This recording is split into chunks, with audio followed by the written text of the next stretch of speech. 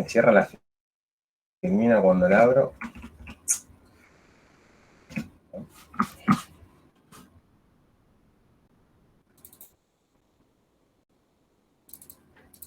Acá está.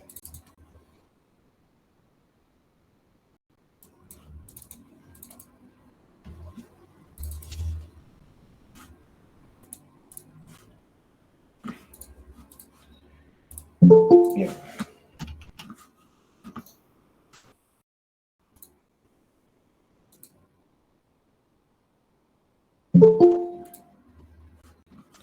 Bueno, ya estamos para arrancar. Estamos todos, le di a aceptar a todos, sí. Bueno.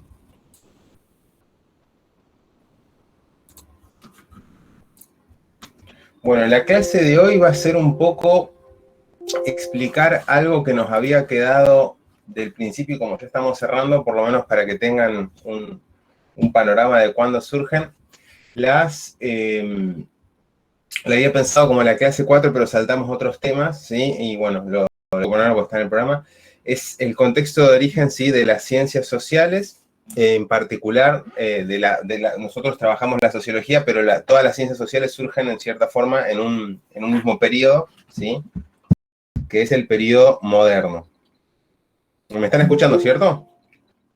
Sí, profe, ¿ya arranca la clase? Perfecto. Sí, sí. Ahí estoy aceptando a alguien que está entrando. Bien. Ahí la filmina ya les figura compartida, ¿no? ¿Las están viendo para saber? Sí. Perfecto. Bien. Sí, profe.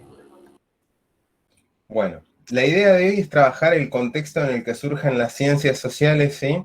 De las cuales ustedes van a tener varias en la carrera. Sociología es una, economía es otra. Bueno, todas las materias que tienen con recorte político también inician su reflexión en este periodo para que vean el contexto en el que surgen, cuáles son las preocupaciones que las motorizan, que en cierta forma son muy distintas de las que tienen hoy, pero entender ese origen nos permite entender también para qué fueron pensadas y cómo se fueron transformando durante el tiempo, ¿sí? Si logramos eso, me considero hecho por la clase de hoy.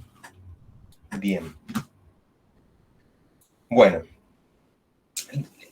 Acá esta clase está armada en base a un texto de un autor que se llama Portantiero, ¿sí? Es un sociólogo argentino que se dedicó a estudiar justamente los orígenes de las ciencias sociales, entre otras cuestiones, como también fue un sociólogo que estudió mucho la sociedad argentina, pero escribió bastante. Flor, que está diciendo consulta. Decime, Flor.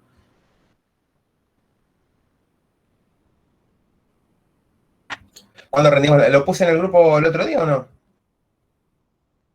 No lo puse hace poco, que era el 29, si mal no recuerdo la fecha. Creo que está ahí. Si no, lo termina la clase y lo corroboro. Ok, Micaela.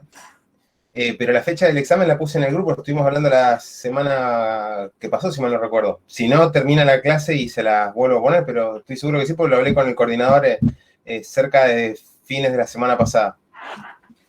Bien. Ahí ven, está diciendo Antonella que sí, que lo puse. Perfecto. Bien. Bueno, les estaba comentando de Portantiero, sí que es un sociólogo argentino, es el 29, tal cual. Portantiero es un sociólogo argentino que se dedicó al estudio, ¿sí? De las principales teorías sociales de la sociología y de las ciencias políticas. Puedo compartir después. Sí, siempre los comparto.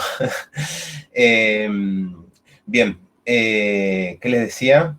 Voy a correr un cachito el chat porque si no me vuelve loco. Ahí está.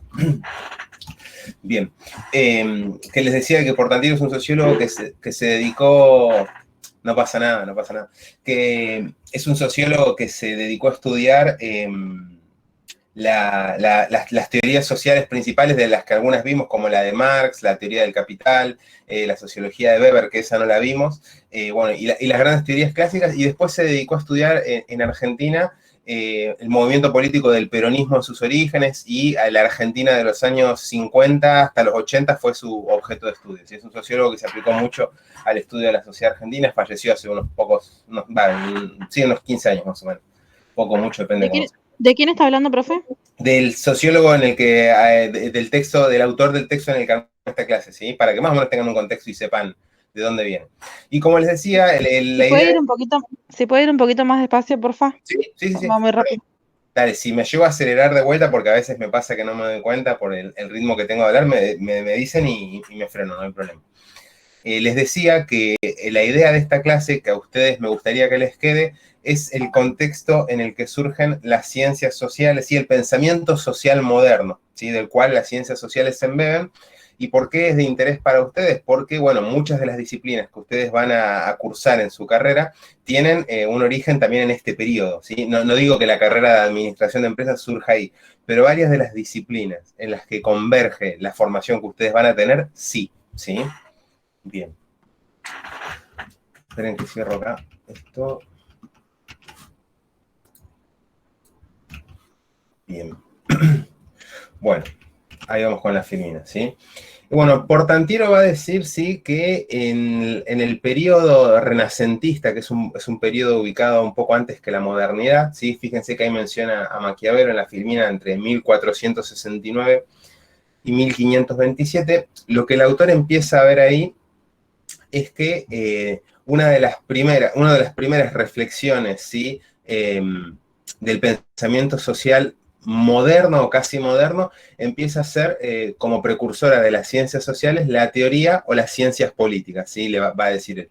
Y en ese sentido, lo que el autor empieza a ver es que uno de los principales pensadores que él ubica en ese periodo, iniciando esa reflexión, es Nicolás Maquiavelo. Supongo que lo habrán escuchado alguna vez porque suele ser un pensador que caló en la cultura. Uno dice, uy, esto es maquiavélico, ¿sí? Como un ejemplo de alguien que hace algo más allá de la moral que uno puede tener. ¿Sí? Es alguien como inescrupuloso, se suele decir, que ejerce un acto maquiavélico en el sentido de que haría algo que otras personas no, ¿sí? Supongo que habrán escuchado alguna vez la frase, ¿no? Sí, profe.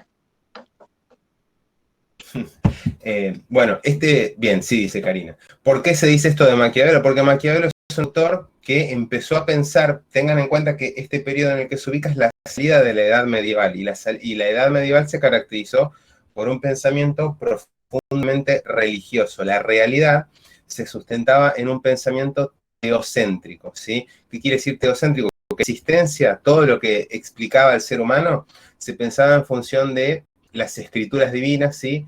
Las leyes divinas y todo lo que está escrito, bueno, en la Biblia era la piedra fundamental del conocimiento. Si todo lo que se decía, se interpretaba, estaba escrito en cierta forma ahí, ¿sí? Es un periodo en el cual las ciencias no se desarrollan mucho porque prácticamente no hay ejercicio de la ciencia. La ciencia va a empezar, como ustedes quizás hayan visto en historia, a desarrollarse en el periodo renacentista y luego va a tener un impulso fuerte en la modernidad, ¿sí? Que es el periodo que le sigue al Renacimiento. Y lo que va a ver este autor ahí, por el cual va a decir, empieza la reflexión histórica de las ciencias sociales, tomando a las ciencias políticas como uno de los primeros ejemplos, es que Maquiavelo, como teórico de la política, va a empezar a pensar a la política, ¿sí? Al Estado incluso, por fuera del código religioso. Y en ese sentido, va a ser uno de los primeros pensadores que comienza a pensar cómo gobernar una sociedad por fuera del pensamiento religioso, ¿sí? Esto parece hoy ABC, pero en aquel momento era una ruptura clara con el pensamiento dominante, con cómo se pensaba la realidad, ¿sí? Aquellos que hayan visto una película o una serie ubicada en la medievalidad habrán visto que siempre el rey es una figura colocada por una interpretación divina, ya sea por una herencia de reyes anteriores que tienen un linaje justamente con la palabra divina, entre comillas se decía Dios lo puso ahí. Bueno, Maquiavelo va a empezar a cuestionar eso y a empezar a teorizar un pensamiento que busque describir la sociedad desde la razón y no desde las escrituras divinas, que tiene que ver con el carácter que hoy tiene la ciencia. Si a algo se anteponen las ciencias, es al pensamiento metafísico, ¿sí? ¿Queden clara la idea que les voy diciendo de por qué es relevante para este autor y para otros Maquiavelo? No, más o menos. A ver, en la Edad Media, cuando yo les digo que se pensaba la realidad humana a partir del pensamiento teocrático, ¿sí? Quiere decir que todo lo que se pensaba y se usaba para explicar la sociedad, para pensar la realidad humana, tenía una atadura con el pensamiento religioso, ¿sí? No se podía pensar nada por fuera de que, por ejemplo, porque si alguien quisiera, hoy tenemos, por ejemplo, la ciencia, en general, las ciencias naturales, las ciencias sociales, como elementos a la mano para explicar muchas cosas de la existencia, ¿sí? ¿Hasta ahí me siguen? De que algunas cosas la ¿Sí? ciencia hoy... Bien. En aquel momento las ciencias no estaban desarrolladas como están desarrolladas hoy. ¿Por qué? Porque las explicaciones se daban a través de justificaciones divinas, ¿sí? En la Edad Medieval, generalmente las explicaciones eran, por ejemplo, el concepto de gravedad, por ejemplo, de las ciencias naturales no existía. Las cosas tendían a caer, decían los físicos de la medievalidad, porque hay una fuerza operante que empuja las cosas hacia el centro de la Tierra y la Tierra está en el centro porque Dios la puso ahí, ¿sí? Era una justificación divina generalmente del conocimiento. Y por ejemplo, en nuestro caso, lo que nos interesa, que es el desarrollo de las sociedades, sí, primero que nada, la sociedad feudal era una... claro, los dioses lo quieren así. La sociedad feudal era una sociedad organizada en estamentos, ¿sí? No en clases como vimos que se organiza nuestra sociedad.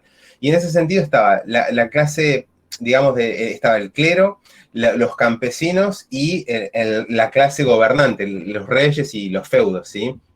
Bueno, ese orden tripartito de tres clases, de tres estamentos sociales en una sociedad, estaba así fundamentado en que Dios quería que esa sea la organización de la sociedad y por eso se ponía el rey para gobernar esa sociedad.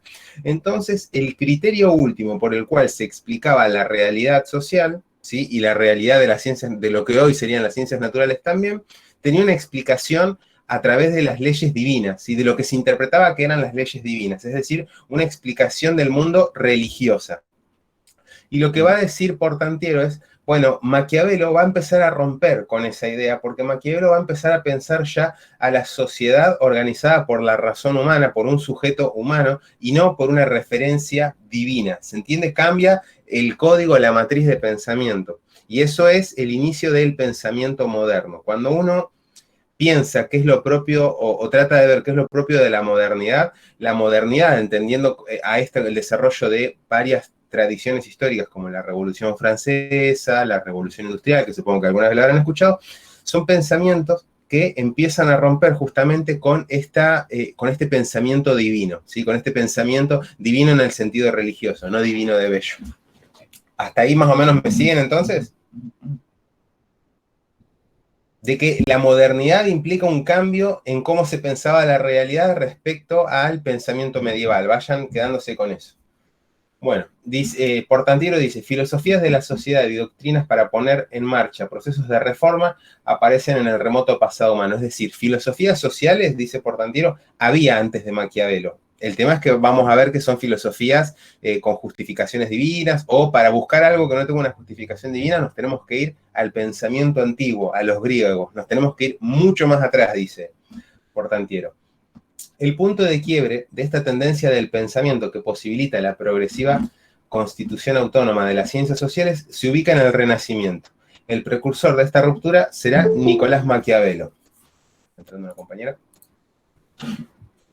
¿Sí? Con Maquiavelo vamos a empezar a ver, como les decía, un pensamiento ya que no se justifica por mandato divino, sino que busca encontrar una justificación en la práctica humana, ¿sí? Que el hombre, en cierta forma, la persona, el ser humano, se dé su razón, no porque Dios lo quiera así, sino porque es capaz de pensar y es un actor libre. Esas son coordenadas de pensamiento moderno, ¿sí? Antes de la modernidad, esas cuestiones no eran así.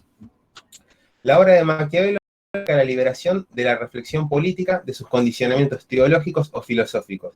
Inicio de las ciencias políticas, primer campo secularizado del saber. ¿Qué es lo que dice Portantiero?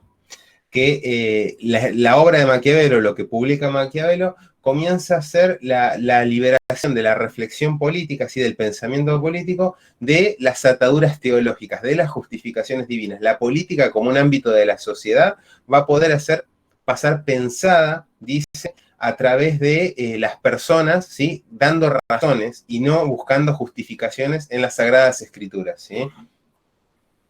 Se autonomiza ese campo de la reflexión metafísica, teológica, religiosa, ¿sí? Y las ciencias políticas, como vemos con Maquiavelo, es una de las primeras, pero vamos a ver que es un proceso que se va a ir dando en todas las disciplinas, se va a ir dando en las ciencias sociales, en las ciencias naturales, que se van a ir secularizando, se les dice. El proceso de secularización quiere decir de separarse de la reflexión religiosa. Las ciencias sociales, teorías o ciencias políticas 2. Seguimos dentro de la teoría política. La anticipación de la teoría política sobre el resto de disciplinas no fue azaroso, es decir, que esto haya pasado primeramente en la teoría política, dice Portantiero, que no es que fue algo azaroso, sino que tiene que ver con cambios que se estaban dando en las sociedades de ese momento. Recuerden que nos estamos ubicando en la salida de la edad medieval, sí, a la modernidad. Ello se vincula con el surgimiento de las naciones y de los estados centralizados que ponían en el centro del debate el tema de la organización del poder bajo el modo de producción capitalista. Entonces, en expansión no podía ser pensado sino como un contrato voluntario. ¿Qué empieza a pasar ahí? Dice Portantiero. Se están formando lo que hoy nosotros conocemos como los estados nacionales, las naciones, los países. Por ejemplo, ustedes deben saber que Argentina no siempre fue Argentina, en un momento era un territorio, ¿sí? Donde habían pobladores originarios, vino el proceso colonizador, a través de los procesos de liberación nacional, etcétera, e independización, se llega a formar el territorio argentino. Es decir, Argentina como tal es una construcción. ¿Me siguen hasta ahí? Lo que dice Portantiero es, este proceso que nosotros tuvimos acá, en aquel momento se está dando en Europa, se están empezando a formar los estados nacionales, ¿sí? Francia no fue siempre Francia en Europa, Alemania no fue siempre Alemania, eran territorios separados que tuvo que aparecer un estado nacional que ordene ese territorio y diga, bueno, a partir de estos límites geográficos somos Alemania, a partir de estos otros límites somos Francia. Está pasando eso en Europa. Dice Portantiero, se está desarrollando la actividad económica capitalista. Nosotros en la clase anterior, cuando vimos el capitalismo, habíamos visto que antes del capitalismo, incluso lo vimos cuando vimos el manifiesto comunista de Marx, antes de la sociedad capitalista hubieron otros modelos de sociedad. Bueno, lo que dice Portantiero, estamos pasando de un modelo de sociedad medieval, feudal, a la sociedad capitalista. Y esa sociedad capitalista va a empezar a necesitar pensar, ¿sí?, justificaciones de un orden distinto a las que se daba a la sociedad medieval. Y en ese sentido, la reflexión de Maquiavelo, como un inicio de la teoría política, va a decir, es un claro ejemplo de cómo se va separando ese ámbito de pensamiento de la religión, ¿sí? Creo que ya la idea me la entendieron. Nace en este contexto la idea del contrato social, dice, de la soberanía popular y de las formas de representación de esa soberanía. Lo que dice ahí Portantiero es que en este contexto empieza a surgir la idea de que la sociedad no está ordenada por mandato divino, sino que los distintos individuos, ¿sí?, se ponen de acuerdo en establecer lo que se llama un contrato social. ¿Qué quiere decir esto? Que yo no estoy en la sociedad, ¿sí?, ocupando un lugar porque Dios lo quiso, sino que estoy en la sociedad participando porque me conviene estar en la sociedad, porque elijo participar de la sociedad y no porque una instancia superior divina me lo pide, ¿sí? El pensamiento de esas cuestiones se seculariza, como les decía, y la idea del contrato social, hay un autor que se llama Thomas Hobbes, ¿sí? No hace falta que lo recuerden, solo se los menciono para que ustedes entiendan de dónde sale la idea, que este autor dice, bueno, ¿cómo es que surge la sociedad? Dice Hobbes. ¿La sociedad surge porque Dios la ordena o en algún sentido es un acuerdo entre individuos? Y lo que va a decir Hobbes es que la sociedad, ¿sí?, si no hubiera un Estado, un soberano que nos ordene, dice, estaríamos en un estado de violencia, en un estado de violencia en el cual cada cual puede ejercer su violencia con el otro para sacarle algo, para obtener, en cierta forma estaríamos en un estado de ley del más fuerte, ¿sí? Y lo que dice es, para que eso no pase, nos ponemos de acuerdo, ¿sí?, y establecemos un contrato en el cual nosotros le delegamos nuestra libertad individual a una instancia superior, que en este caso va a ser el Estado, y el Estado va a poner leyes para que nosotros no nos dañemos y podamos tener una vida en común, ¿sí? Hobbes va a decir que, bueno, que en cierta forma no es Dios el que ordena la sociedad, sino que son las necesidades de las personas de llevar una vida en cierta forma normal, ordenada, ¿sí?, que delegan sus libertades a que un Estado imponga leyes para todos que nos ordenen. ¿Me siguen hasta ahí? Para saber si se va entendiendo la idea, si no, le damos una vuelta. Sí, profe, a mí me quedó claro. Perfecto. Entonces, la idea es que vayan viendo, ¿sí?, cómo cambia la reflexión de cómo se piensa una sociedad que estaba dividida en tres estamentos, como habíamos visto en la sociedad medieval, ¿sí?, a una sociedad en la cual se supone que los individuos están libres, entre comillas, ¿sí?, y que esa libertad se negocia a partir de un acuerdo, ¿sí?, y ese acuerdo es que un Estado nos ponga leyes para que no nos dañemos, tengamos obligaciones, pero podamos vivir. Bueno, fíjense que se pasa de una sociedad ordenada supuestamente por Dios a una sociedad que se ordena en función de las necesidades de los individuos sin ninguna instancia superior. Eso es lo que va a decir Hobbes. Entonces, hasta ahí tenemos lo que dice Portantiero, que una de las primeras ciencias sociales, digamos, si uno busca los orígenes históricos, sería la teoría política. Después va a decir la reflexión que va a empezar a depuntar y también va a empezar a secularizarse, separarse del pensamiento religioso, es la economía política. Lo que ustedes van a ver como economía creo que el cuatrimestre que viene o el año que viene ustedes tienen economía en la carrera. Cuando estudien los orígenes de la economía van a ver que surgen en este periodo, en el moderno. El segundo de los campos de reflexión e investigación social que se fundan es el de la economía política. Las etapas de fundación de la economía política siguen también los ritmos del desarrollo de la sociedad. En un principio eran los problemas del cambio, de la circulación, luego a partir del siglo XVIII, o sea, del 1700 aproximadamente, la atención se dirigió con el surgimiento de la revolución industrial a los problemas de la producción. Nosotros hablamos un poquito de la revolución industrial y de los problemas de la producción cuando vimos la clase de Marx, ¿no? Lo que va diciendo Portantiero es que la economía se empieza a desarrollar como un ámbito de reflexión de las ciencias sociales en el pasaje, ¿sí?, de esta sociedad feudal a la sociedad capitalista, en la que empiezan a surgir un montón de desarrollos económicos que necesitan una nueva reflexión, una nueva disciplina que piense toda esta realidad, que intente explicarla y que pueda encontrarle soluciones a los problemas que empieza a tener esa sociedad, que, como dice, en un principio, en el capitalismo mercantil, eran los problemas de cambio. Luego de la circulación, de que empieza a haber problemas de cómo hacemos llegar las mercancías que estamos produciendo a los nuevos territorios que vamos conquistando, mirándolo desde el punto de vista de Europa. Y después, en la revolución industrial, lo que empieza a aparecer es, bueno, si no tenemos una disciplina que nos pueda pensar de algún modo estas cuestiones, vamos a seguir teniendo crisis de stock, que era lo que habíamos visto en la clase del Manifiesto Comunista cuando hablábamos de las crisis recurrentes que tenía el capitalismo en ese periodo, ¿sí? La economía política, van a decir muchos autores, surge al calor de todos estos cambios para intentar explicarlos, ¿sí? Es decir, vayan viendo que las ciencias sociales, ¿sí?, van teniendo un origen vinculado a cambios en las sociedades y principalmente en la sociedad moderna, en esa sociedad que deja de ser feudal para pasar a ser mucho más parecida a las sociedades que tenemos hoy, ¿sí? Es decir, que surgen por necesidades prácticas de pensar problemas que son nuevos en sociedades nuevas. Bien, y llegados al punto de la sociología, ¿sí?, la sociología va a tener un surgimiento también vinculado a los problemas sociales del periodo, pero va a tener una impronta particular, va a decir Portantiero. Ahora vamos a ver en qué consiste. Fíjense que las otras disciplinas comienzan a tener un origen en el siglo XV y XVI, la teoría política y la economía en el siglo XVII. La sociología, dice Portantiero, va a ser más tardía, va a aparecer en el siglo XIX, es decir, 3 siglos más tarde que la reflexión política y 2 siglos más que la reflexión económica. La sociología es un producto del siglo XIX y como tal aparece ligado a un contexto de crisis. ¿De cuál crisis? Las que fuimos viendo en el Manifiesto Comunista, ¿sí?, que mencionaba Marx, los problemas de la economía en aquel momento, de que iba a reiteradas crisis, y los problemas sociales que vimos en aquel periodo que se estaban dando en Europa, fruto del crecimiento económico moderno del capitalismo inglés.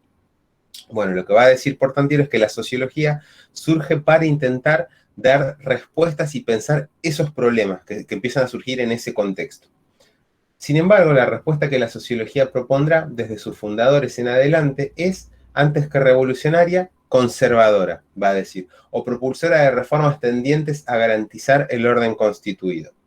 Lo que va a decir Portantiero, a diferencia de las otras disciplinas que intentan explicar los cambios sociales, es que la sociología va a tener un origen, ¿sí?, preocupado más por conservar la sociedad que por explicarla. Es decir, va a tener que por explicar lo que está pasando, ¿sí?, sino que va a estar preocupada, ¿sí?, por una tendencia conservadora. Es decir, los principales intelectuales de la sociología, va a decir, son pensadores que tenían la preocupación de que la sociedad o se mantenga como está o vuelva a tener algunos elementos del régimen feudal. No igual que el feudal, pero sí algunas cuestiones que permitían ordenar a la sociedad, van a decir. ¿Sí? Quédense con la idea, como dice Portantiero, de que la preocupación que moviliza la creación de la sociología es una preocupación conservadora, van a decir. A diferencia de las anteriores disciplinas, la sociología surge cuando el orden moderno comienza a madurar, cuando se han generalizado las relaciones de mercado y el liberalismo representativo, y en la sociedad aparecen nuevos conflictos producto del industrialismo, ¿no? Esto que decíamos recién. Estos desarrollos que explicaba Marx y Engels, contradictorios de la sociedad moderna, estos problemas sociales que se empiezan a generar en función del capitalismo principalmente industrial, lo que va a decir es que la sociología va a nacer preocupada por esos problemas, buscando dar una respuesta conservadora en el sentido de reorganizar la sociedad y no explicar el cambio, ¿sí? En el plano de la práctica, perdón, el plano de la teoría y la práctica social, la sociología se divide en dos vertientes antitéticas. Una será la del socialismo, en la cual vimos a la vertiente de Marx, y la otra la que configura la tradición sociológica clásica. Es decir, Portantiero va a decir, en este momento en el que empieza a surgir la sociología como ciencia social, va a tener dos líneas de desarrollo, dos vertientes. Una va a ser la del socialismo, que es la que vimos con Marx, y otra va a ser la que configura la línea de la sociología clásica. ¿Sí? Son dos líneas que cuando uno cursa sociología en cualquier carrera, se suelen ver esos dos orígenes de la sociología. La sociología clásica nace ligada con los objetivos de estabilidad social de las clases dominantes. Su función es dar respuestas conservadoras a las crisis planteadas en el siglo XIX, es una ideología del orden, del equilibrio.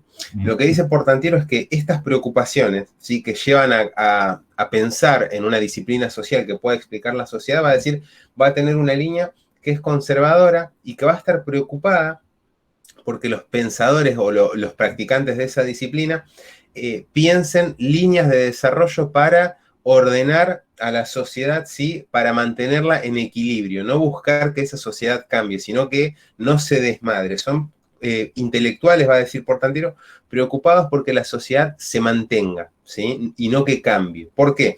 Porque estamos en un periodo, ¿sí?, la revolución industrial, de cambios muy acelerados que lo fuimos viendo cuando veíamos en el manifiesto comunista cómo la sociedad moderna, con el desarrollo del capitalismo, se acelera muchísimo respecto a lo que era la sociedad medieval, ¿sí? Piensen que el periodo medieval, el periodo feudal, ¿sí?, duró más o menos 11 siglos. Si bien tuvo distintas fases, la edad medieval tiene 11 siglos, o sea, estamos hablando de más o menos 1100 años aproximadamente, y la sociedad moderna ya en 50, 100 años estaba produciendo cambios tremendos, ¿sí? Nosotros algunos de esos cambios los vimos en clases anteriores. Bien, en sus orígenes la sociología buscó constituirse positivamente en un doble sentido, en relación a las ciencias naturales y como opuesta al negativismo de la Ilustración. Ahora les explico qué quiere decir esto. Lo que dice Portantiero es que la sociología buscó, en cierta forma, desarrollarse en función de la legitimidad que estaban teniendo las ciencias naturales, que en aquel momento estaban teniendo un desarrollo científico muy pronunciado, con muchos avances de la biología, de la física. Tengan en cuenta que ahí se ubican, por ejemplo, los desarrollos de Pasteur, no sé si lo conocen al científico de las ciencias naturales, pero es, por ejemplo, el que descubrió las microbacterias que, ¿vieron cuando ustedes compran la leche que dice pasteurizada? Bueno, el hecho de que se pueda pasteurizar la leche y hasta incluso las vacunas se las debemos a uno de esos científicos que derivó cuestiones revolucionarias en las ciencias naturales, entre otras ciencias naturales como, por ejemplo, Darwin en la biología. Sí, se estaban dando múltiples revoluciones en la ciencia moderna, en la astronomía también. Y lo que va a intentar la sociología es, en cierta forma, emular ese origen acelerado del desarrollo científico de las ciencias naturales, y también va a buscar oponerse a la reflexión de los ilustrados. ¿Quiénes eran los ilustrados? Los que pensaban la Revolución Francesa. ¿Sí? En la escuela, en algún lugar, ¿vieron algo de la Revolución Francesa? ¿Conocen un poco más o menos? Para ver si saben de qué estoy hablando.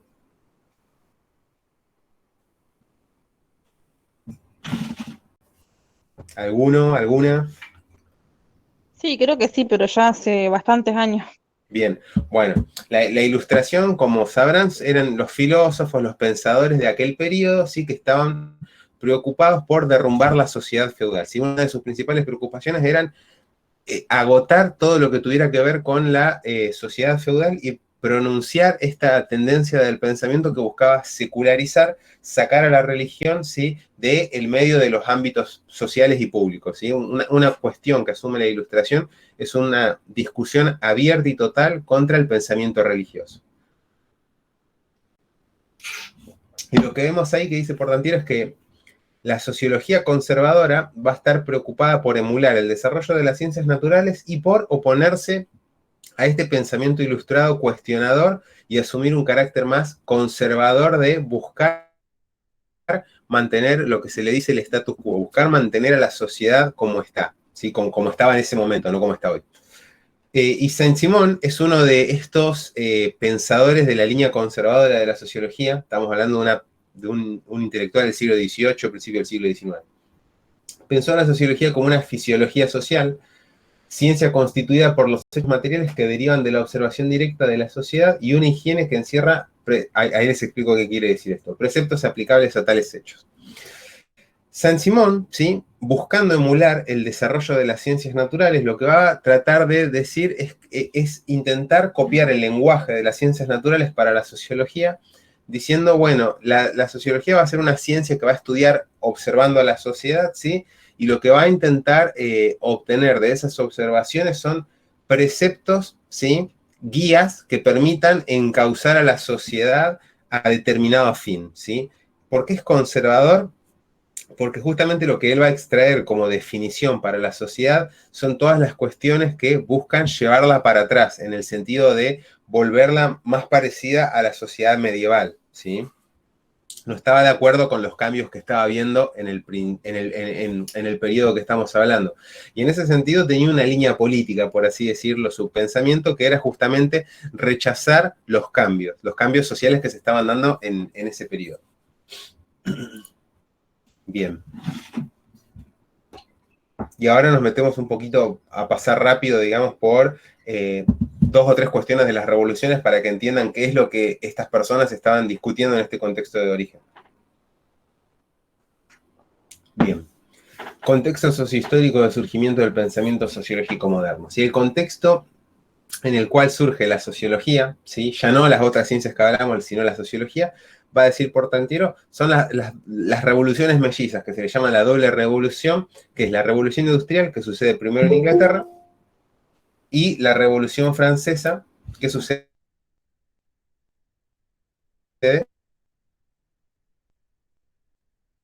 Portantiero va a decir, las ideas fundamentales de la sociología europea se comprenden mejor si se las encara como respuestas al derrumbe del viejo régimen. El viejo régimen era justamente el orden medieval feudal.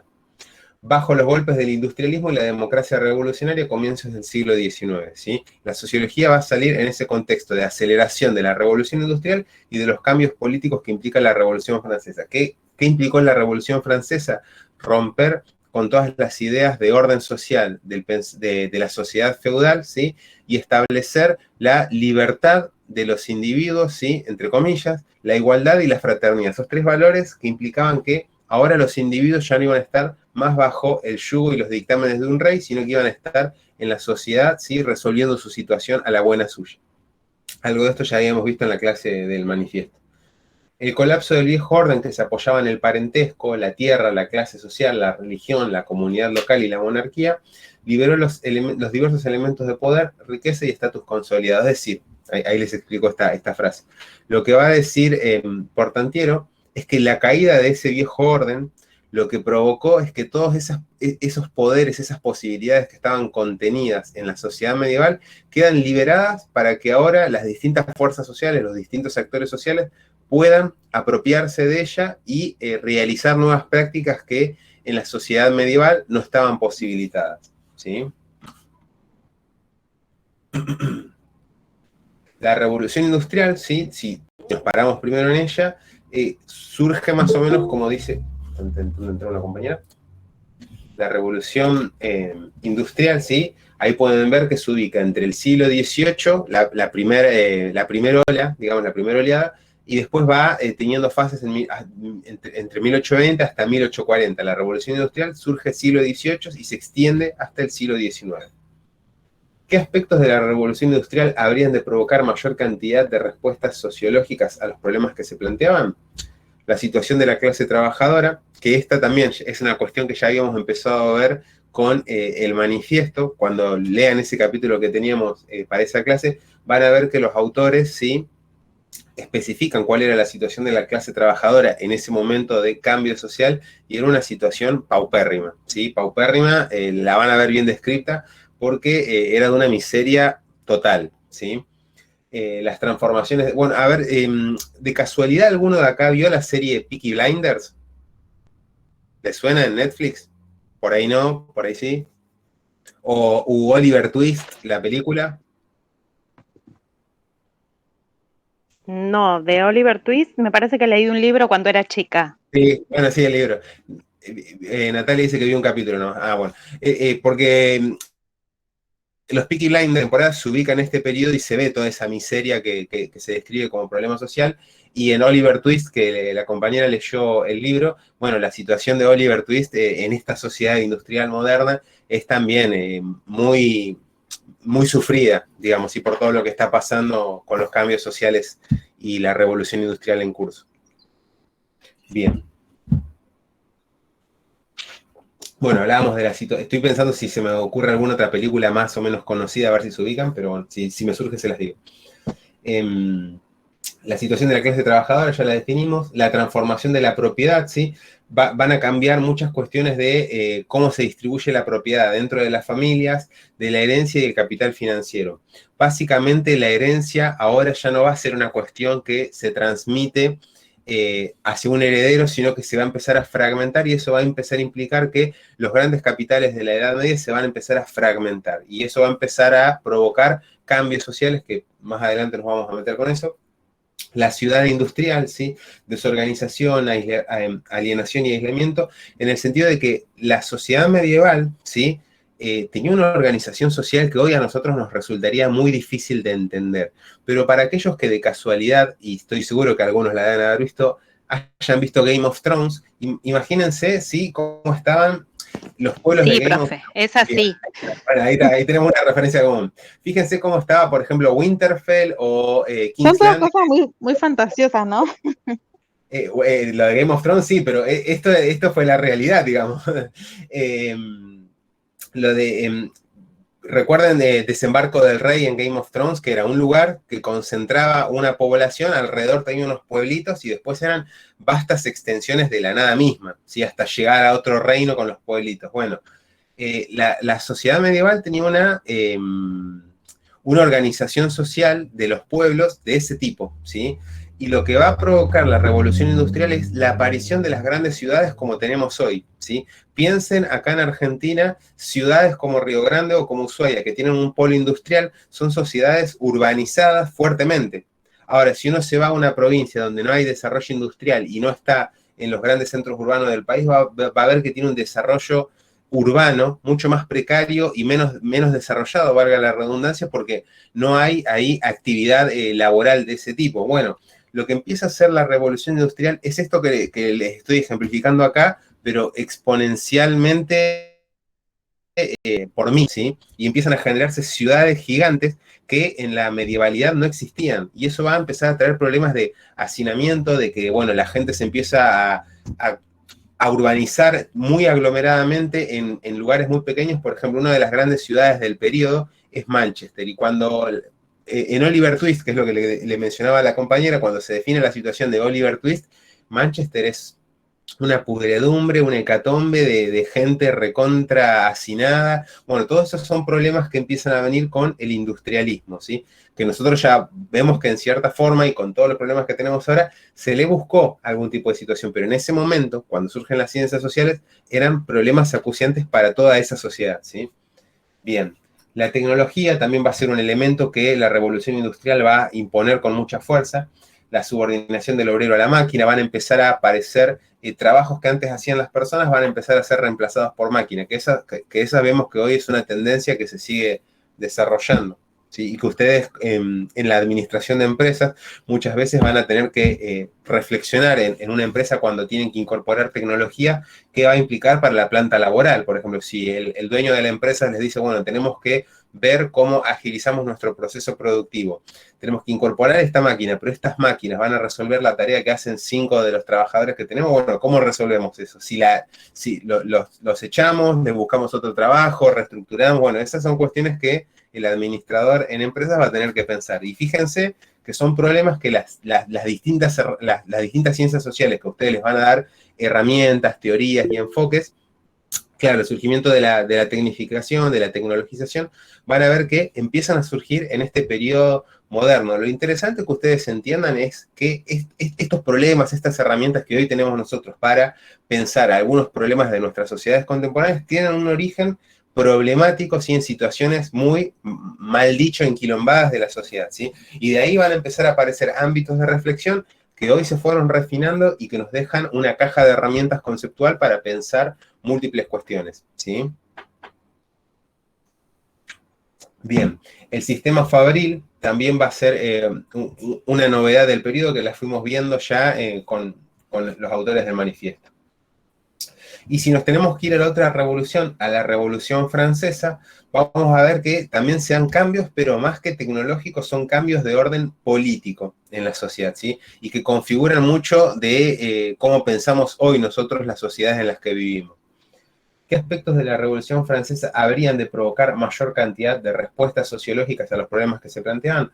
Bueno, el igualitarismo, ¿sí? Recuerden, el igualitarismo hoy para nosotros decir, bueno, somos iguales por lo menos ante la ley, no significa nada porque es algo que ya todos suponemos, ¿sí? Que todos somos ante la ley iguales. Para nosotros es un valor ya totalmente aceptado, pero recuerden, estamos en una sociedad que está saliendo de un modelo de sociedad en la cual no todos eran iguales, ¿sí? El rey no era igual al clero, y el clero no era igual a los campesinos. Si ningún campesino podía creer que tenía la misma entidad o legalidad que un obispo, ¿sí? Generalmente, si un campesino buscara igualarse a un obispo, el obispo se sentiría ofendido y pediría que alguien intervenga para sancionarlo al campesino.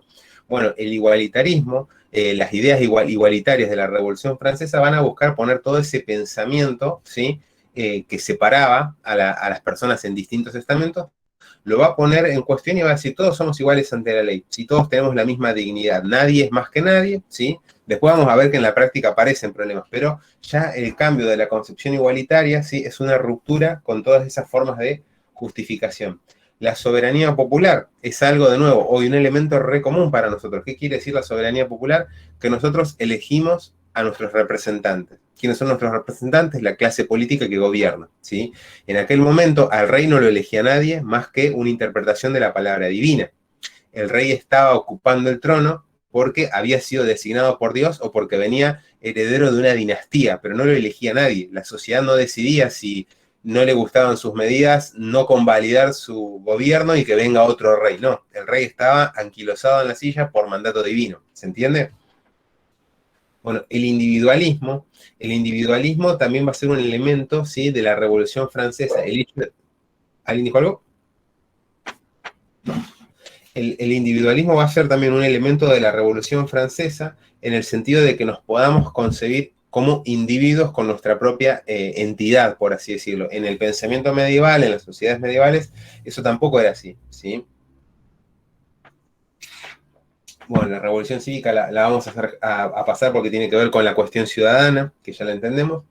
Declaración de los Derechos del Hombre, algo que también para nosotros hoy es algo establecido, se empieza a formular en ese periodo. La fuente de toda soberanía es la nación. La ley es expresión de la voluntad general. La voluntad general entre comillas, sería la voluntad del pueblo y no una voluntad de mandato divino. ¿Sí? Ya no sería la voluntad de Dios las leyes, sino que las leyes, ¿sí? Surgen de la nación, es decir, el Estado es el que, como habíamos dicho previamente, es el que va a poner las leyes.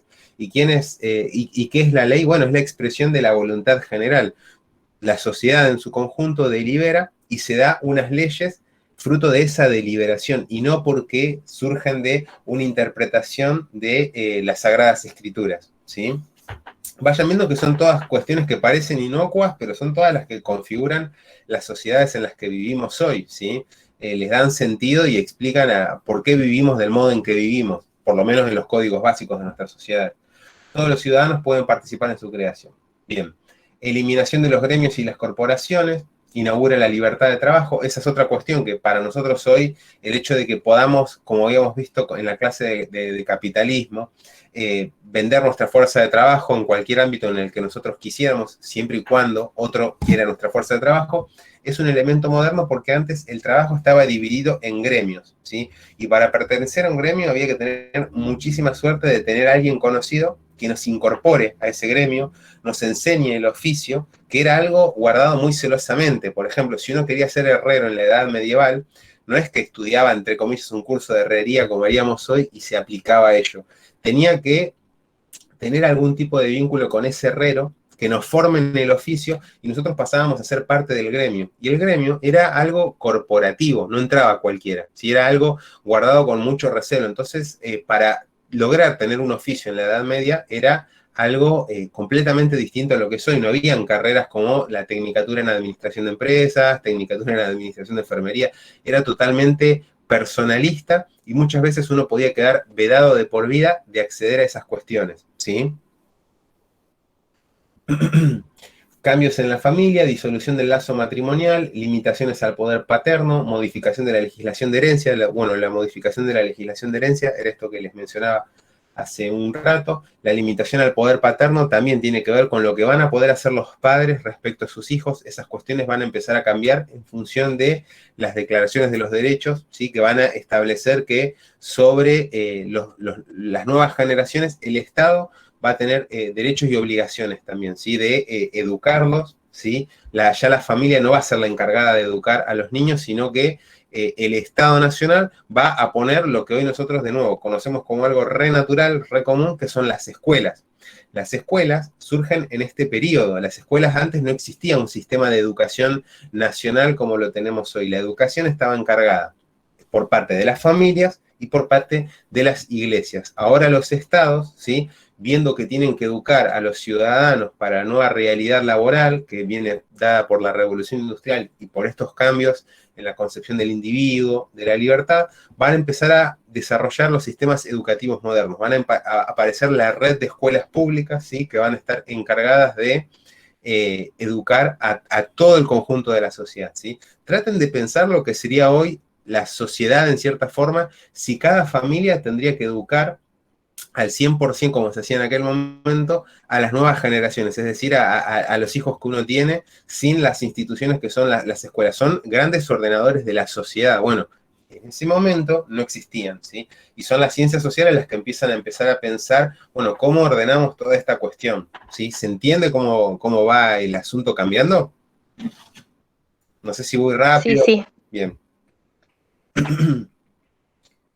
Bien, bueno, ahí lo que les decía, me adelanté un poquito, control estatal de la educación, ruptura con la familia y la iglesia, es decir, a esa actividad educativa que realizaba principalmente la iglesia y las familias, ¿sí? Empieza a ser apropiada por el Estado. Y esto es algo importante porque en aquel momento, al no estar desarrollada la educación pública, muchas de las familias eran analfabetas, ¿sí? Y al tener a cargo la educación de sus hijos, la sociedad estaba con niveles de analfabetismo, pero elevadísimos.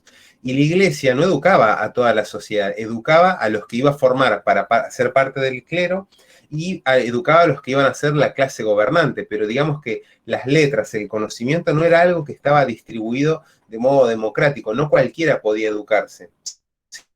¿sí? Solo aquellos que o se pudieran pagar un tutor privado era una persona que se dedicaba a vender servicios educativos de modo libre, ¿sí?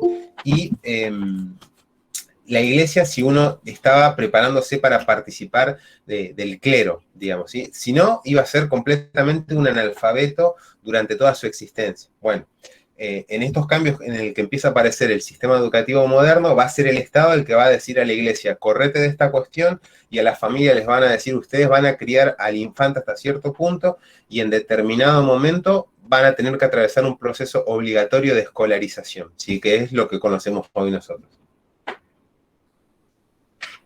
Y el último, que tiene que ver con la subsunción de la religión al Estado, es este proceso en el cual los estados nacionales van a decirle a la iglesia, mira, está perfecto que vos tengas tus practicantes religiosos, no gobiernas más de la sociedad, ahora gobierna la clase política que decide estas cuestiones ejerciendo un pensamiento laico. Y no es que van a decirle a la religión, si te vemos te llevamos preso, no. Lo que le van a decir es que todo practicante que quiera practicar la religión lo haga, pero la religión ya no es un asunto público, ¿sí? Va a ser un asunto, digamos, de privados. Se corre del Estado y el Estado va a estar preocupado por gobernar a la sociedad, ¿sí?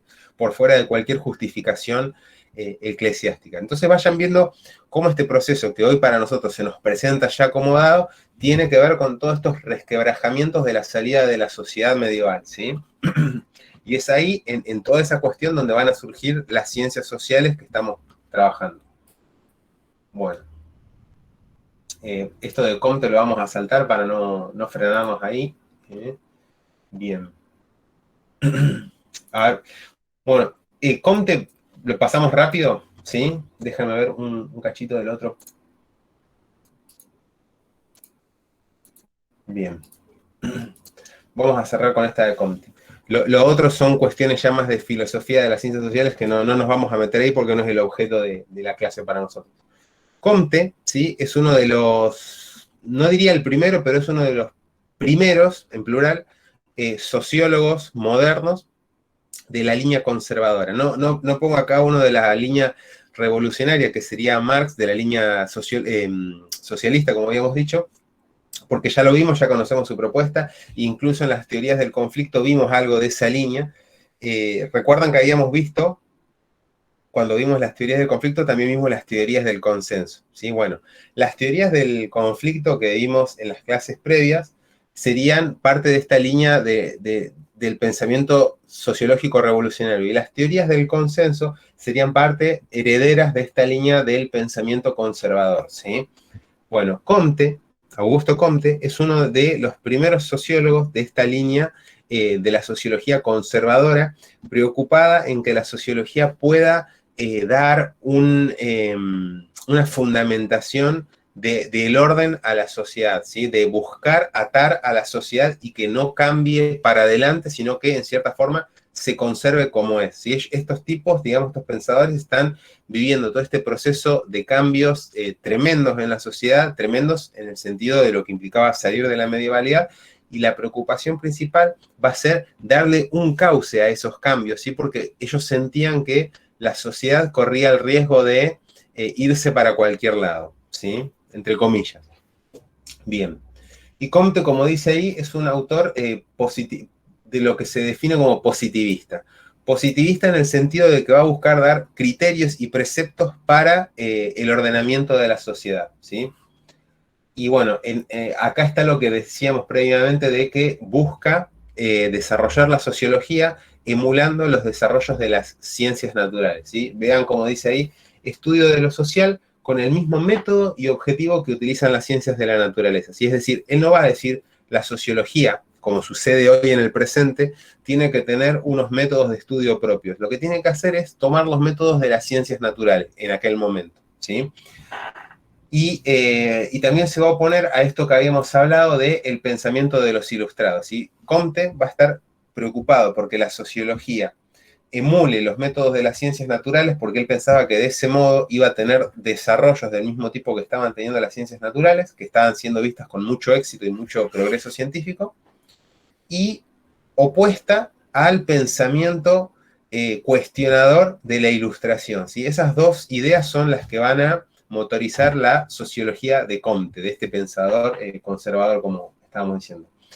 El método positivo, va a decir, consiste en el estudio racional de los fenómenos sociales con primado de la observación en oposición a la metafísica. Él va a estar preocupado porque la sociología no tenga un vínculo con el pensamiento religioso y que lo que esta ciencia, en su opinión, produzca iba a ser basada en las observaciones de la sociedad, ¿sí? La filosofía positiva parte de concebir a los fenómenos sociales siempre sujetos a leyes naturales, lo que comporta la previsión racional. ¿Qué quiere decir esto? Comte decía que si la sociología lograba formular leyes científicas como las que formulaba las ciencias naturales, iba a poder dar un conocimiento que permita predecir los estados futuros de la sociedad. Es decir, si la sociología construye leyes científicas, nos va a permitir predecir los cambios de la sociedad. Y si los podemos predecir, va a decir Comte, los podemos evitar, ¿sí? Entonces, él, en su preocupación conservadora, va a estar preocupado porque la sociología pueda formular leyes que permitan predecir los cambios de la sociedad, ¿sí? En eso, les adelanto a la película, el proyecto de Comte fracasó estrepitosamente porque la sociología nunca pudo hacer eso ni ninguna otra ciencia, ¿sí? Esto que él buscaba. Propone pensar a la sociología en términos equivalentes a los de la biología: observación pura, experimentación, comparación y método histórico. Es decir, esto que les comentaba, que él busca que la sociología emule los métodos de las ciencias naturales, ¿no? Y él veía que en las ciencias naturales, bueno, estaba el método de la observación, de la experimentación, ¿sí? De alterar variables, ese es el método de las ciencias naturales, comparación y método histórico, va a decir. La realidad social, también va a decir Comte, es un todo indisoluble, es decir, no va a pensar a la sociedad como un conjunto de partes, sino que es un todo, y que ese todo es una suma mayor que las partes. Es una frase que quizás deben haber escuchado, que el todo es una suma mayor que las partes, ¿sí? Bueno, Comte pensaba que la realidad social no es una suma de partes, sino que es un todo que tiene una eficacia, una realidad específica. Y va a decir que el consenso es una realidad intersubjetiva que le confiere una propiedad emergente a los fenómenos sociales. Ahí les explico qué quiere decir esto. Que la sociedad, ¿sí?, es una realidad intersubjetiva en el sentido de que la sociedad es por medio de este vínculo entre sujetos, ¿sí?, y que ese vínculo entre sujetos provoca el surgimiento de la sociedad. Y la sociedad, va a decir Comte, es algo más que la suma de los individuos que la componen. Si él va a decir que la sociedad, en cierta forma, no se puede reducir a los individuos que la componen, sino que la sociedad es algo mayor, algo que se obtiene luego de que las partes se ponen en relación, ¿sí? El orden social se debe sostener en los resultados de la ciencia. Tiene que ver con esto que les decía de la preocupación conservadora. Él va a decir que el orden de la sociedad tiene que estar garantizado por lo que, en este caso, la sociología establezca como leyes científicas que permitan ordenar a la sociedad en función de poder predecir sus estados futuros. Como te decía, si podemos predecir hacia dónde va a ir la sociedad en el futuro, podemos con ese conocimiento ordenarla y gobernarla de este modo racional, ¿sí? Eso es lo que él proponía, ¿sí? Esta orientación conservadora de controlar a la sociedad en función del conocimiento predecible era una de sus principales preocupaciones, que, les adelanto, esto es en los orígenes, y le estoy explicando los orígenes de dónde sale, de dónde surge la sociología y las ciencias sociales en general. Esta era su preocupación fundamental, pero como tal no llegó nunca a realizarse, y hoy por hoy las ciencias sociales no están preocupadas por controlar a la sociedad en función de predecir sus estados futuros. De lo que están preocupadas es de explicar por qué la sociedad hoy por hoy es como es y cómo se ordena, qué es lo que sucede, intentar explicar los distintos problemas que acontecen a la realidad humana, no por buscar predecirla y gobernarla de este modo, ¿sí? Eso no es una preocupación de las ciencias sociales, pero en sus orígenes tuvieron esta idea de control conservador de la sociedad, ¿sí? Así que bueno, vamos a el tema lo cerramos acá, que era la idea de que más o menos entiendan cuál era el origen de estas disciplinas.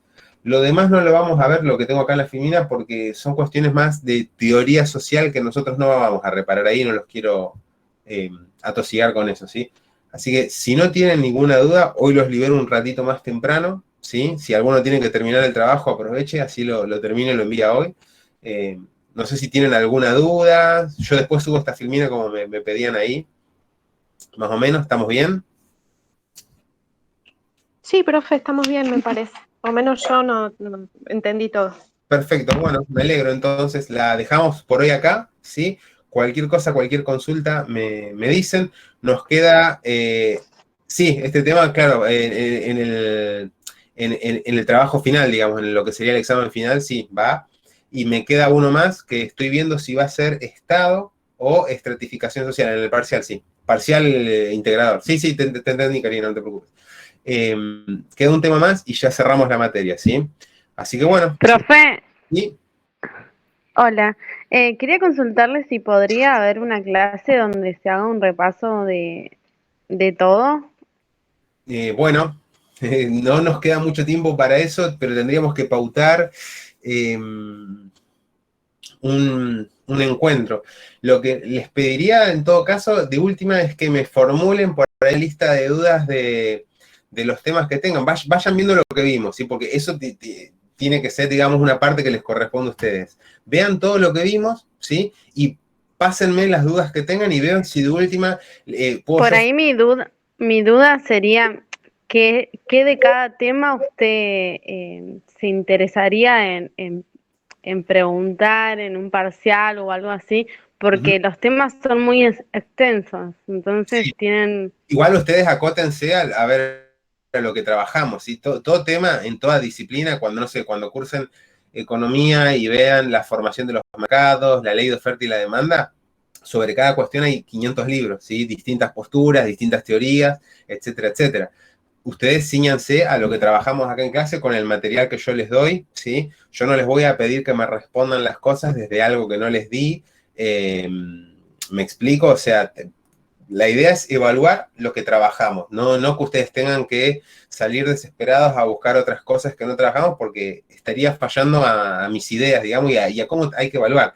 Se tiene que evaluar lo que se trabajó, ¿sí? Y lo que trabajamos está en las filminas, y en la bibliografía que les fui asignando. No en todas las clases les di textos para no taparlos de bibliografía. Tienen pocos textos para leer, pero fíjense que son esos textos, las filminas, digamos, y vamos a trabajar con eso, ¿sí?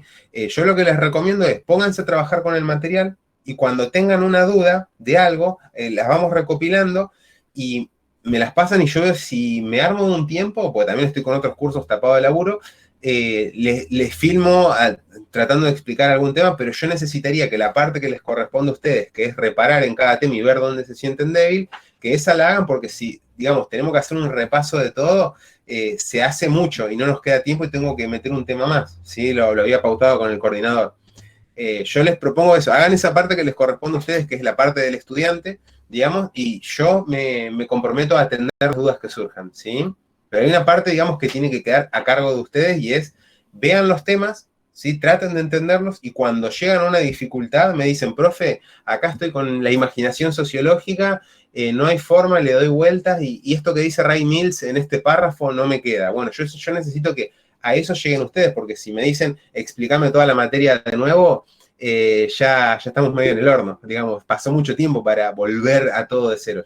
No tengo problemas en que trabajemos lo que haya que trabajar, pero hay una parte que tienen que ser ustedes trabajando con los temas, porque yo las clases, en el horario que teníamos, ya las fui dando, ¿sí? Y siempre consulto, hasta acá me siguen, me entendieron, o sea, tenemos un tiempo, digamos, para trabajar esas cuestiones, que es este. Si ahora, por ejemplo, nos queda... Profe, ¿y las filminas todas las pasó a WhatsApp?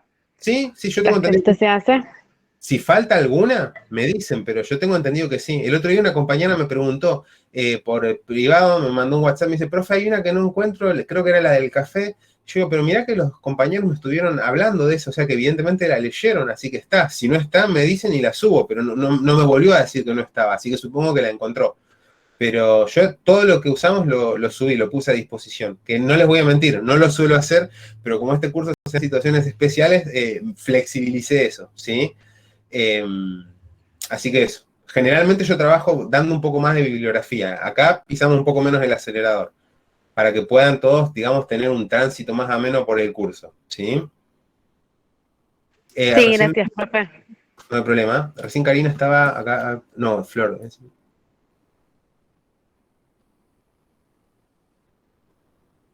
Que, a ver, dice, sí pasa que cuesta porque igual nos interactúa en la clase para poder entenderlo mejor. ¿A qué te referís, Flor, para entenderte? Pisó el acelerador al momento de hablar. Se hablan los 3 bloques completos y queda... Bueno, pero si es así, Flor, me frenás y me haces la consulta que quieras, yo no tengo problema y trabajamos la cuestión que vos quieras, ¿no? En eso yo no tengo problema en frenarme un poco, no es que tengo que meter el tema a los trompones ahí para que entre. En 2X.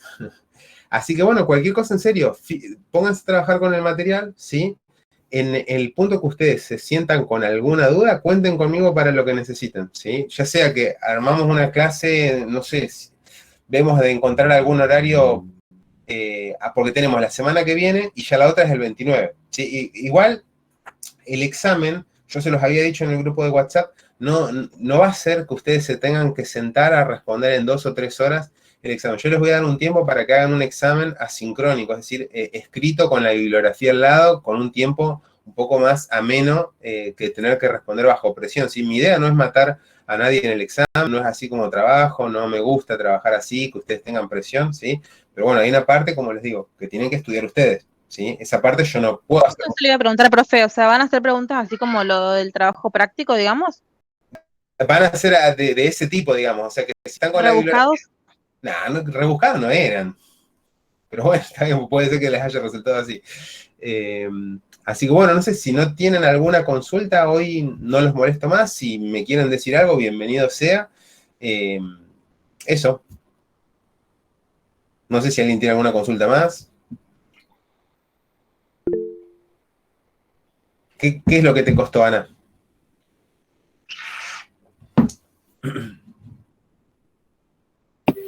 Desarrollar más que nada las respuestas. Bueno, pero especificame un poquito más para entenderle, porque desarrollar la respuesta, digamos, era lo que había que hacer, pero ¿qué elementos de la respuesta te costó?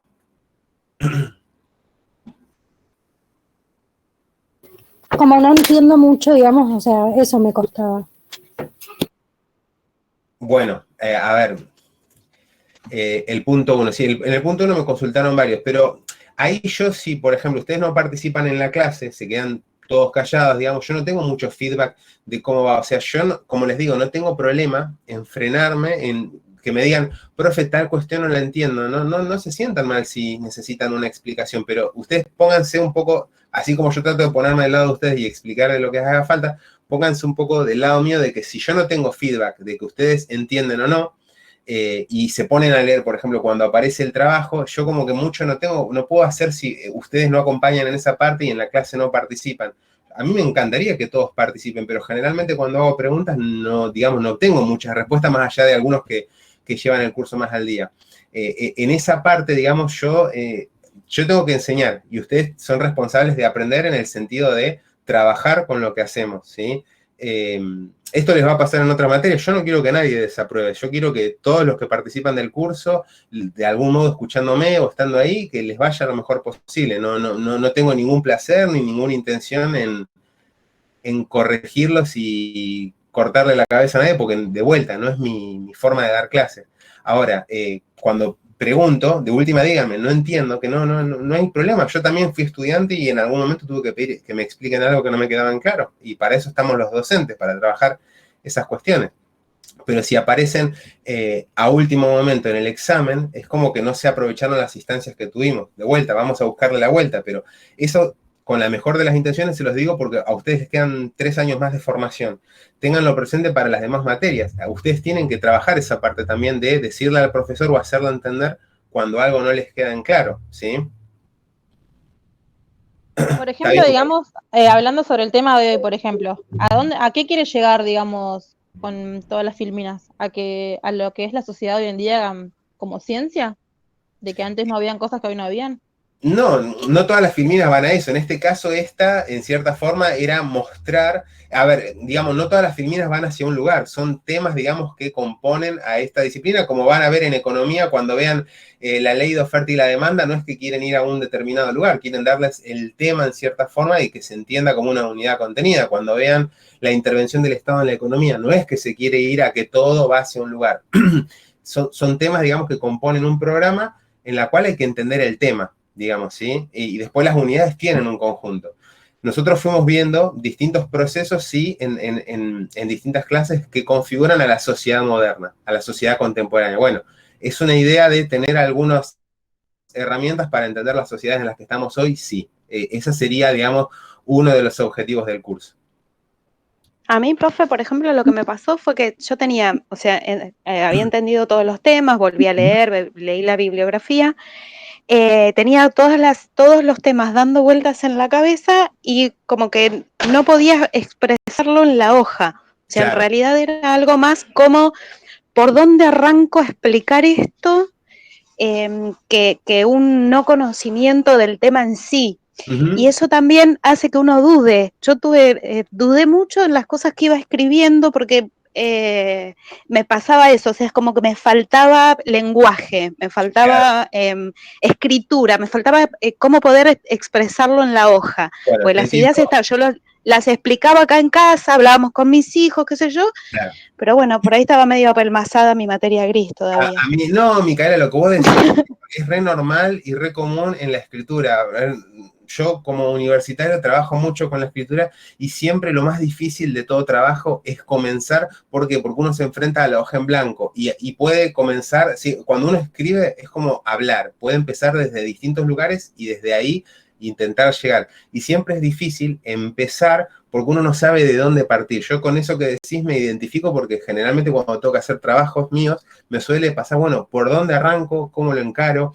¿Qué finalidad le doy? La idea de, esto lo hablamos con el coordinador y la idea de darles trabajos escritos es que ustedes también a lo largo de la carrera vayan adquiriendo esto que comenta Micaela, ¿sí? O sea, no solo que aprendan en este caso sociología, sino que aprendan a responder trabajos, es una competencia que a ustedes les va a quedar a lo largo de la carrera. Si ustedes, en la carrera no solo van a aprender las distintas disciplinas que componen la carrera, se van a llevar competencias como, por ejemplo, un lenguaje profesional, se van a llevar códigos de escritura. ¿Por qué? Porque son cosas que, aparte de los contenidos disciplinares, en su experiencia profesional van a necesitar. Cuando tengan que administrar una empresa y les pidan un informe para tomar tal decisión, ustedes van a tener que saber hacer un texto escrito, ¿sí? Y la idea de darles trabajos escritos y que no respondan a un examen bajo horas de presión tiene que ver con fomentar, ¿sí?, el aprendizaje, porque es un aprendizaje, no es que hay buenos y malos escritores. La escritura, como el habla, como el estudiar, es algo que se practica, ¿sí? Y yo me identifico con lo que plantean ustedes de que, bueno, es difícil, por eso les damos tiempo. Fíjense que el trabajo práctico yo se los di con bastante tiempo, porque la escritura siempre lleva un tiempo, ¿sí? Pero eso requiere, como comentaba Micaela, sentarse un poco, dudar, que es natural que pase, no se sientan mal por eso, no se sientan incapaces, todos atravesamos por eso, y es una cuestión, digamos, que se aprende haciendo, ¿sí? Yo entiendo, la materia está en primer año, no les voy a pedir que escriban como les pediría por ahí a estudiantes de cuarto año. Tengan en cuenta que yo también como docente esas cuestiones las tengo en cuenta, ¿sí? Soy consciente de que van a aparecer dificultades, pero si no empezamos en un punto a trabajar estas cuestiones, no las van a aprender nunca, y sería ideal para nosotros que ustedes cuando se egresan, al menos estas competencias se las lleven. A mí no me importa, digamos, si no se acuerdan el origen de la sociología, ¿sí? Me interesa que lo aprendan, sí, ¿por qué? Porque tiene que ver con el origen de todo el pensamiento moderno que, en cierta forma, explica muchas de las herramientas que ustedes van a tener para su profesión, ¿sí? Pero también me interesa que se puedan llevar herramientas de escritura, y a veces hay que pasar por estos momentos, digamos, de incertidumbre en los que hay que escribir, porque es algo que ustedes les van a pedir, ¿sí? Quizás su empleador no les pida que les hablen del origen de las ciencias sociales, pero seguramente les va a pedir que hagan informes, o a ustedes mismos cuando tengan que hacer un inventario para su empresa. Muchos de acá he visto que tienen emprendimientos personales. La escritura les va a servir para comunicarse con otras personas, para poder explicar sus puntos de vista, para un montón de cuestiones. Es importante y es relevante que como profesionales se lleven eso, ¿sí? Esa es mi intención también, promover, y con el coordinador es algo que hablamos entre todos los profesores, que es una idea de que ustedes se lleven también, ¿sí? Yo te lo expliqué en criollo hasta que no desarrollemos el léxico. Está bien, está bien. Así que bueno, aún a la hora de presentar, claro, sí, tal cual. Eso es lo que pensamos muchos docentes, que no solo se lleven los contenidos disciplinares que damos, que no solo en economía se lleven las leyes de la economía, ¿sí? Sino que se lleven algo más, que ese algo más también les va a servir en su profesión, ¿sí? Así que eso, no piensen como que les queremos complicar la vida, porque está lejos de eso, ¿sí? Pero bueno, cualquier consulta que tengan, saben que cuentan conmigo, ¿sí? Lo que les pido a veces, como también trabajo en otros cursos, imagínense que también los estudiantes me plantean demandas, a veces que no les responda al instante no quiere decir que no lo vaya a hacer después, ¿sí? Ténganme paciencia, eso, ¿sí? Así que bueno, no los entretengo, no las entretengo más por hoy, ¿sí? Cualquier cosa me contactan, Bueno, ¿sí? profe. Dale, la dejamos acá por hoy. No se Muchas demore gracias, muchísimo en corregir, profe, porque manejo una ansiedad que no sé si hice las cosas bien o no. ¿Cómo? Que no se demore mucho en corregir los trabajos, porque una ansiedad tengo, no sé, como que pienso que me va a ir re mal, digamos, en No, realidad, pero tranquilo, es tranquilo. porque el hecho que quiero saber, digamos, Bien. cómo fue el trabajo. Denme unos días porque tengo unas cuantas cuestiones que resolver en la semana, pero yo les prometo que antes de la semana que viene, antes del martes, está resuelto eso, ¿sí? Bueno, profe, Bueno. gracias. Dale. Hasta luego, nos vemos. Chau, chau.